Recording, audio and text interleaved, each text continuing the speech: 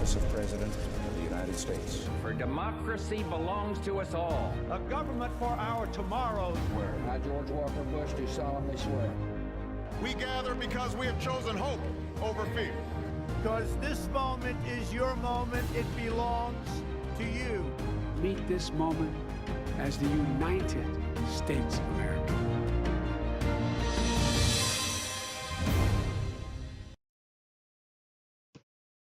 Hello, and welcome to Washington Post Live. I'm Paul Kane, senior congressional correspondent and columnist at the Post.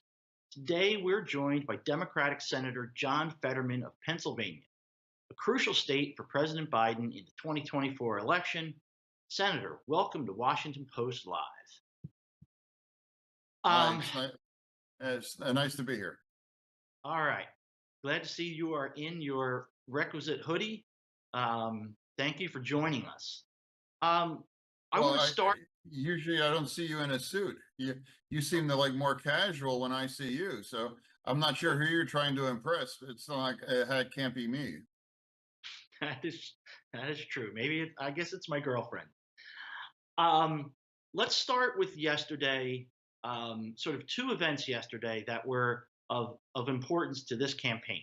One was there was a lunch yesterday with Senate Democrats and the top Biden advisors, both from the campaign and the West Wing.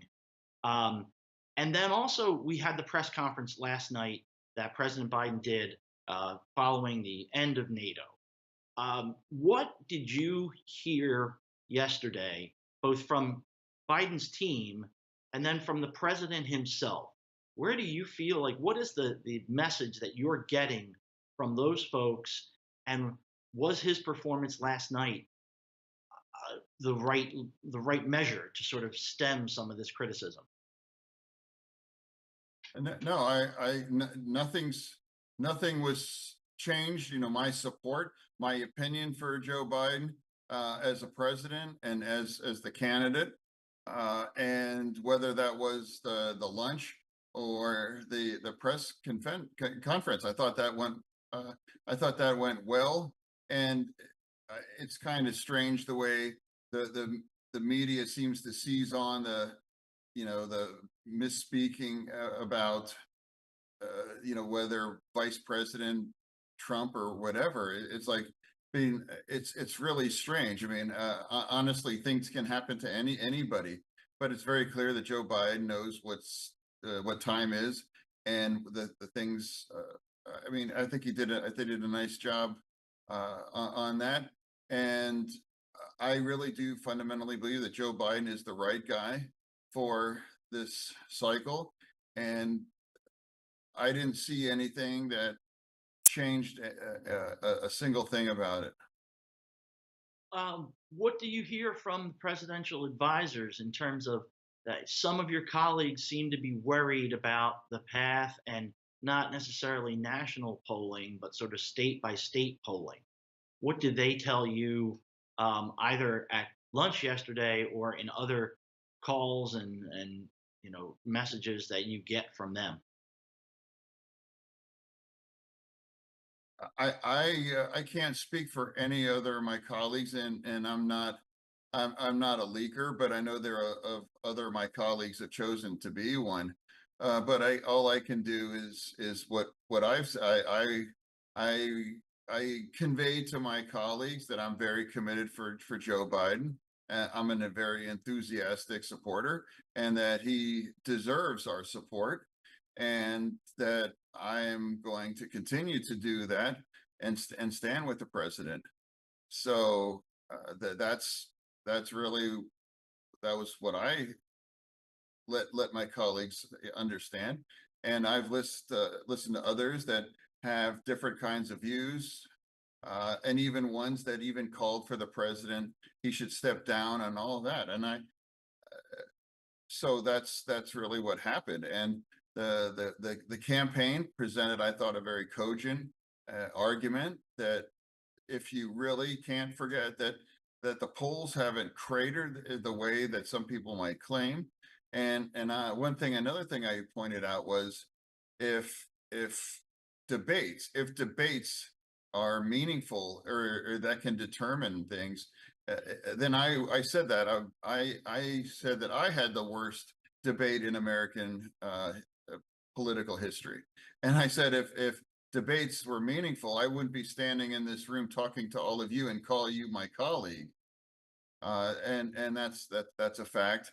And if debates really mattered, then Hillary Clinton would have been a two-term president because she mopped the floor of Trump, and we know how that happened. Or after Obama with Romney, Obama was trounced in a debate, and of course we knew how that worked out. Even when you go back to Kerry, debates are not the end all in a presidential election. I'm trying to remind people that as well too. And if we can learn anything from Republicans, is that when the shit hits the fan, they choose to be supportive and surround the, and we tend to panic or do in unproductive kinds of directions. Can you walk us through your relationship with Joe Biden? I grew up on the other side of Pennsylvania, outside Philly, and I still pay attention to Pennsylvania a lot. I visited the 2016 Senate primary, and I remember Joe Biden was an enthusiastic backer of one of your opponents, Katie McGinty. Um, he has been he has always sort of presented himself in the more sort of moderate establishment wing. In 2022, some of his Yeah, allies. I wonder what Katie's doing. I'm not sure. So I hope she's well. But and some of his own supporters seem to be backing your opponent Connor Lamb back in 2022. How did you become Oh, close I to? wonder how he's doing. I haven't heard much from him either. He I is hope he's a. well. I think he's in the Specter law firm. Last I saw. Um, so, but how did you get this relationship with Joe Biden? Did he reach out at these critical times in your life? Is that sort of how you got to be this close to him? Well, my support or my belief isn't contingent on if somebody gives me a check or an endorsement or anything. I follow what I happen to believe, whether that was like, for example, with Israel, or I think Joe Biden was a great president. And the reason why I got in that race in 2016 was I didn't think that Ms. McGinty wasn't going to be able to win. So my support of Joe Biden wouldn't be a favor if he chose to support me in any kind of a race, or I would not support Joe Biden because if he may have endorsed somebody different in a race against me. It's like, who's a great president? Who's the right person to win and put down Trump for the second and final time? I know that's Joe Biden, and to me, it's a very easy choice for me throughout all of this, and that's where I'm going to remain, regardless of anyone else in my caucus choose to find a different kinds of conclusion.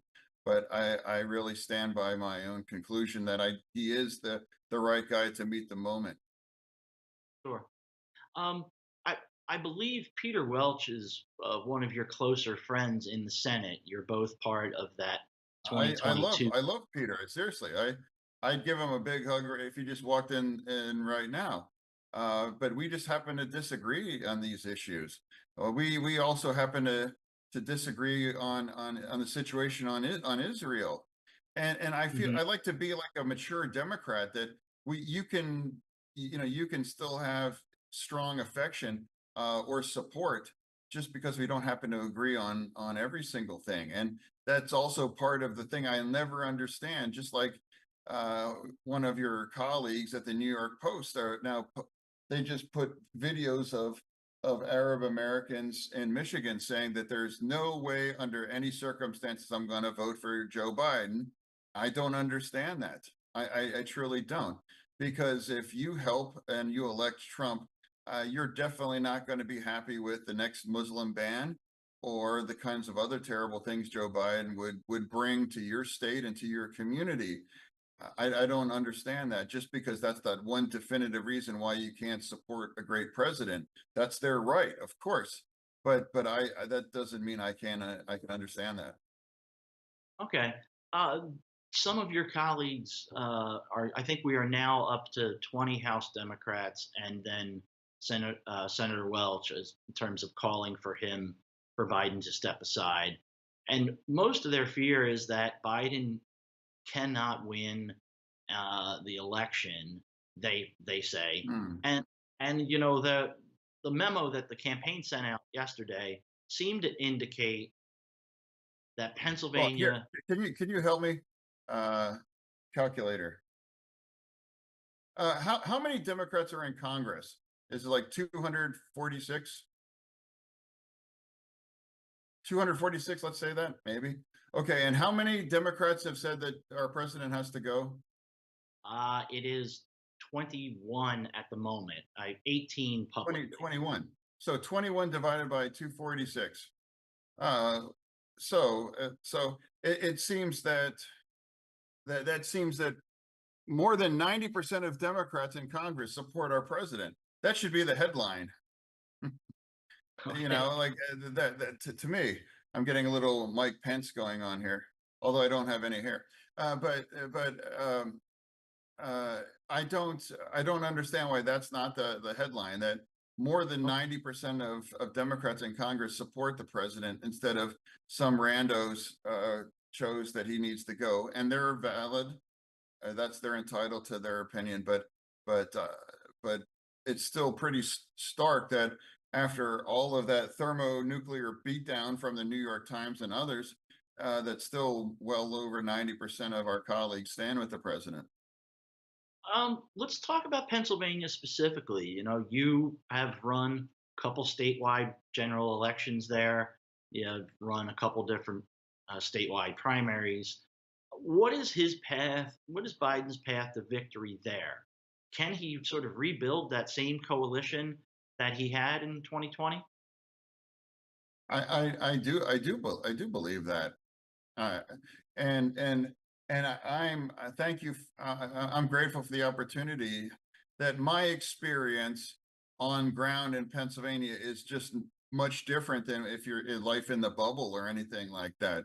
Everywhere I go in Pennsylvania, people are thanking me and saying, "Thank you for defending the president." I'm crazy. I just canceled the New York Times, and or I don't understand why people are turning on a great president. Not literally, not one person approached me and said, we got to get rid of our president. We have to find somebody. Not one.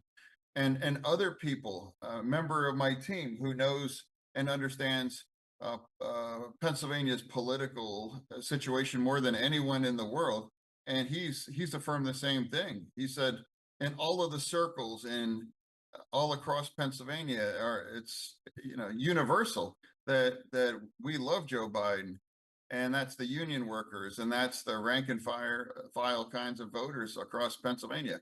Joe Biden is going to carry Pennsylvania, and I do think he's going to carry Wisconsin. The Michigan is going to be close, and that's in part because that what I referenced, that there's a part of the community that refuses to support a president who just because over what he's chosen to do in Gaza.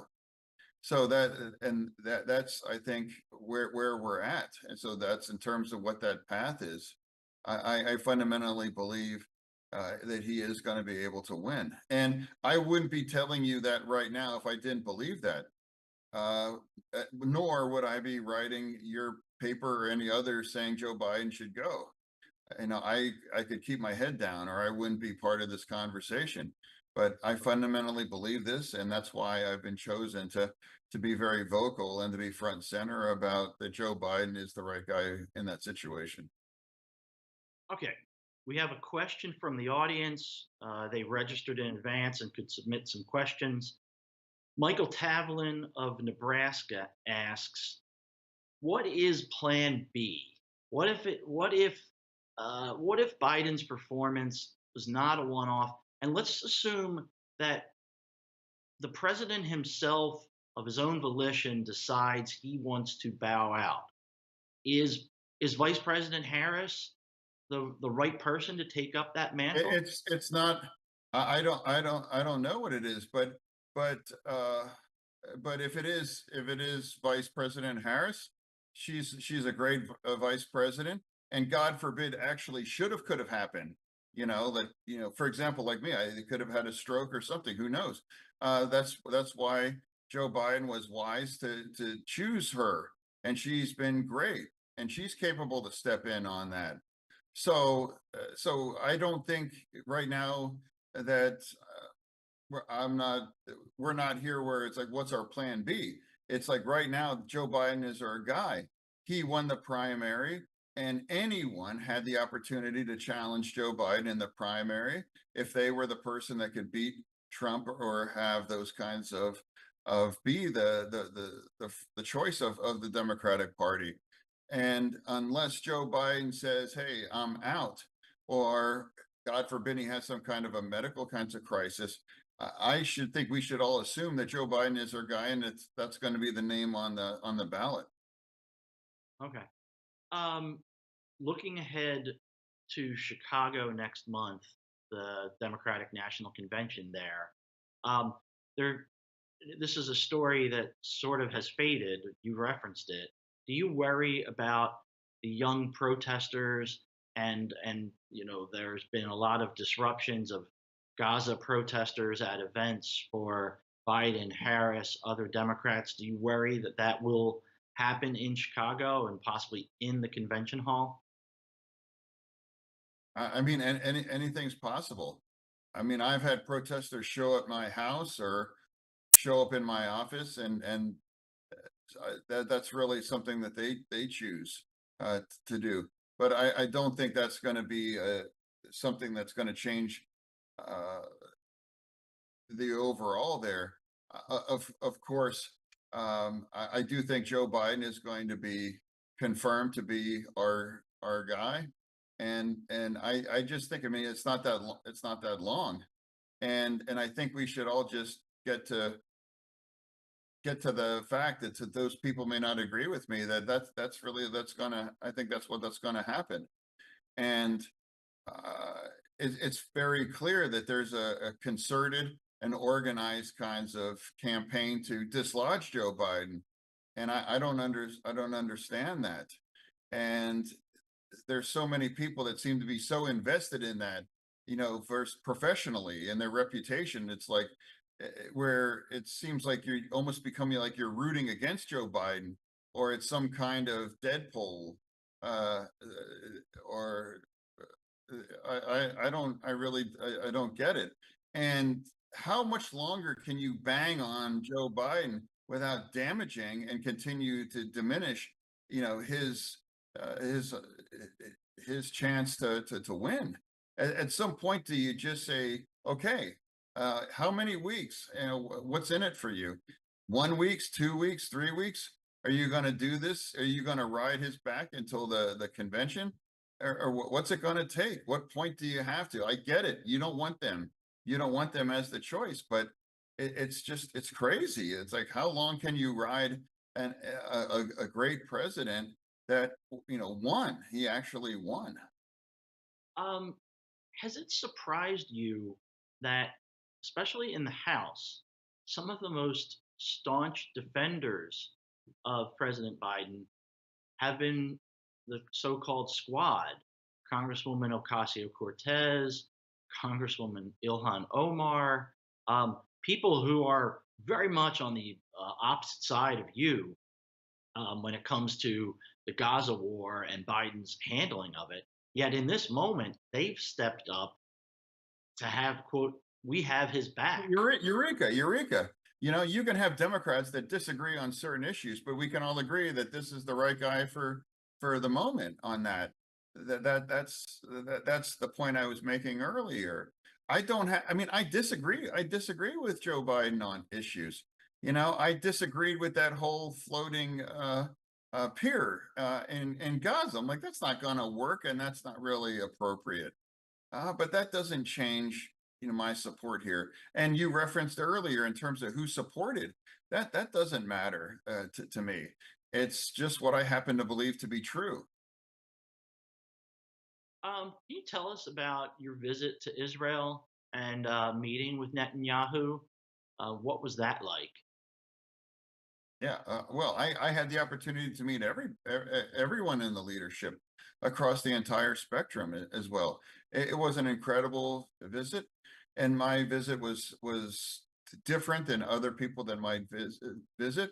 I really wanted to have conversations with with soldiers and with students and leaders and other experts on terrorism and the financing of that. And and I really, one of the things I learned as a member of the banking committee, that some people assumed, including myself, that it was crypto. That's what that was financed. And they're like, no, that's not true. Crypto was at the bottom of an inverted pyramid of that. Actually, where that was really financed was the charitable organizations that were fronts for the kinds of funds that they send that to Hamas into dollars that allowed them to create the kinds of weapons and to maintain their tunnel system that they were both critical for the attack on October 7th. Oh, tell us about the more sort of moderate centrist left wing views over there in Israel. I think we focus in the American media, we focus a lot just on Netanyahu. What are their views in that more center left worldview of what they want to see happen anytime soon?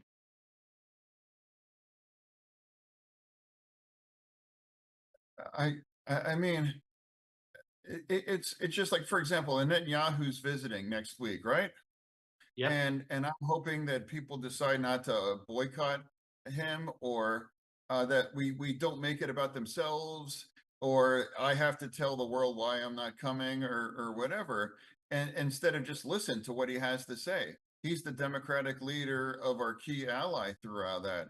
I don't have to agree with him on everything, or I don't have to agree on every issue with my own president here. But I think he deserves to have our attention and to listen to what he has to say on that. And I would like to see that Hamas becomes effectively neutralized, where it cannot be functional and they are not able to be a part of. And another is a fact that Gaza must be rebuilt. That's a fact. And that's going to require billions and billions of dollars. And as long as Hamas has any kind of control, that it would be an opportunity to replenish their treasury for weapons and the tunnels and all kinds of a thing. And we can't ever allow that to happen. And also, front and center, we have to make sure that the hostages are able to come back home. Now, we can never forget that over 100 innocent people have been held in a tunnel or elsewhere, and they must become home. And why aren't people talking about that anymore? I don't understand why so many few people continue to talk about it, but everybody, it's front and center in Israel, from when you're getting off the airplane all the way till you get to your hotel. It's like it's there front and center. Okay. Do you worry about some of the more far left House members and whether they'll do the sort of disruptive things that the far right wing Republicans did during Biden's State of the Union address?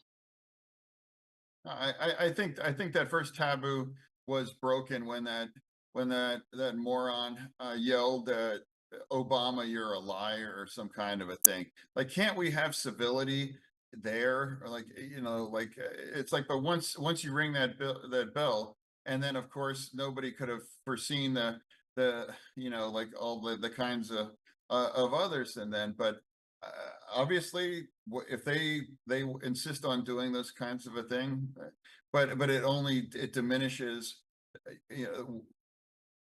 a very important conversation that you don't actually have to agree on everything. But I don't know why people would choose to respond that way. Okay, another question from the audience. This is from J.D. Lutmer of Texas. Project 25.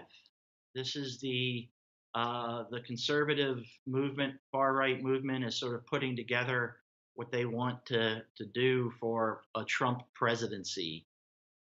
Is that message breaking through right now in liberal circles? What does it mean to you, Project 25? Yeah, I honestly think that Project 25 literally is the quiet part that nobody wants to be said aloud, and now it is, and some they actually put it in writing, and you can actually see that kinds of stuff. Think about some of the weird, twisted, and extreme stuff that Trump embraces, that kind of stuff, but he ran against it. They disavowed that.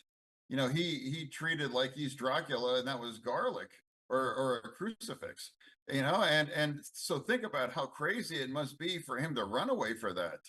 So, but what's true is that is the quiet part of the Republican Party. That's their agenda for if they're able to win.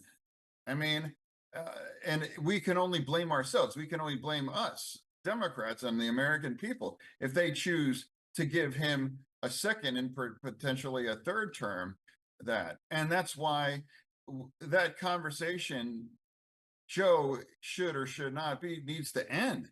It's Joe's guy, and at some point, I'd have to ask anyone that's part of that movement to dislodge him. It's like, how many weeks of attacking a great president? How much is into it? How much does it become more about it's personal for you, as opposed to how much kind of damage do you want to inflict on Joe Biden, knowing that he's going to be the guy on the ballot in November? My last question then is about your majority leader, Senator Schumer. What has he been doing to try to corral all of you into that point where you can start making Project 2025 the central talking point? Has he been doing much to sort of herd the cattle, herd the sheep? Well, it's must be difficult to be the leader, whether it's in the Senate or in the House. A lot of that. So I know he's got a lot of different things going on that. So I guess it's maybe easier to be in his first term senator like myself, but I've just chosen to be front and center on those kinds of issues, whether it was like Israel or the border, and now on Joe Biden. That's why I'm having this conversation right now. And there are times when that might work against my politics of my party or people. But I think it's more important that people understand what I happen to believe to be true on throughout all that. So I just really hope, I truly hope, it's like, how many more weeks can that concerted effort to dislodge Joe Biden, how much damage do you want to inflict on a president that has held every line as the only person in this country that kicked Trump's ass in an election? I don't understand. It's appropriate to have a conversation after that debate, but at some point, when does a conversation just become a vendetta?